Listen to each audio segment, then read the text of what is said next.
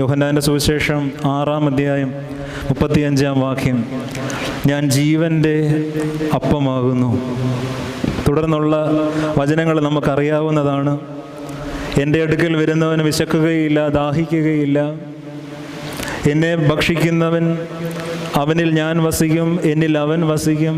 ഇതെല്ലാം കേട്ട് നമ്മൾ പരിചിതമായ വചനങ്ങളാണ് പ്രിയമുള്ളവരെ. ജീവൻ്റെ അപ്പമാകുന്നു എന്ന ഒരു തിരുവചനം നമ്മുടെ ആയുഷ്കാലം മുഴുവൻ നമ്മൾ പങ്കെടുക്കുന്ന ഓരോ വിശുദ്ധ കുർബാനയിലും നമുക്കിടയിൽ മുഴങ്ങുന്ന ഒരു വചനമാണ്. ആരാണ് പ്രിയമുള്ളവരെ അപ്പമായിട്ട് മാറുന്നേ? ഇവിടെ ഇരിക്കുന്ന അമ്മമാർക്ക് കുറച്ചുകൂടെ അറിയാം.